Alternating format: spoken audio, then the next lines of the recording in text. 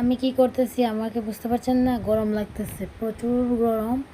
গরমের মধ্যে রান্না করতেছি, এত গরম। সামান্য রসুন বাটা দিয়েছি, তারপরে সামান্য পানি দিচ্ছি এখন।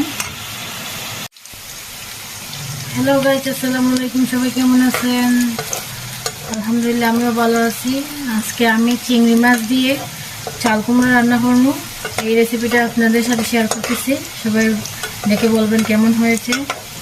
আর প্রথমে আমি তেলের মধ্যে চিংড়ি মাছগুলো ভেজে নিয়েছি, তারপরে সেই তেলেই আপনার পেঁয়াজগুলো দিয়েছি, লাল করতেছি। এখন বাদামি কালার হলে পরে মশলা দেব।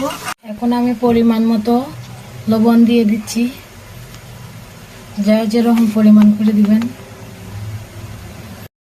আমি আমার মতো করে মরিচের গুঁড়া দিয়ে দিচ্ছি। কুমড়া তরকারিতে মরিচ কম ভালো লাগে। পরিমাণ মতো হলুদের গুঁড়া দিয়ে দেবো এখন। এটা হলো ধনে গুঁড়া, যে যতটুকু পরিমাণ করে মশলা দিবেন দিয়ে দেবেন, সমস্যা হবে না। আমি আমার পরিমাণ মতো আমি প্রায় যেরকম এরকম দিতেছি। আমার মশলা কষানো ডান। এখন আমি চাল কুমড়া দিয়ে দেব। এই যে দেখতে পাচ্ছেন চাল কুমড়া, আমি এগুলো এখন দিয়ে দেব।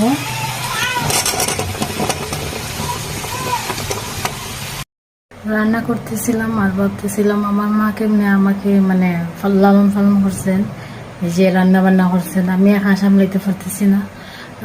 বাচ্চাটা রান্না করতেছে, ঘুমতে উঠছে, বাচ্চাটারা সামলে এসেছি। অবশ্যই ভিডিওর মধ্যে শুনছেন বাচ্চা রান্না করতেছে, আমি রান্না করতেছি আর বাচ্চা রান্না করতেছে, বাচ্চা সামলে এসেছি। আর একদিকে হইতেছে এলো আপনার কুমড়া তরকারি, চিংড়ি মাছ দিয়ে কুমড়া, আর একদিকে হইতেছে এলো করলা ভাজি। আর ভাবতেছিলাম আমার মা সামনে আমরা লইয়া সামনে সামলাইছুন, রাঁধছুন একদিকে, খাইছুন একদিকে, এই হতো ভাবছিলাম। কেউ নাই তো, বিদেশ বাড়ি সামনে আছে, একা একা সামনে সন্তান মাঝে পালন করছে। আমার মা সামনে একা একা 4টা সন্তান কীভাবে পালন করলাম, এটা ভাবতেছিলাম। খুবই কষ্ট লাগতেছে। আর গরমে তো অবস্থা সিরিয়াস। দেখতে পাচ্ছেন গরমে অবস্থা সিরিয়াস। এই গ্যাসের গরমে আস্থা গরম হয়ে গেছে, বুঝতে পারতেছি না, এত গরম দিতেছে। রান্নায় আরো গরম দিছে। এক তো ছাদের ঘর, আরো গরম দিছে ঘর।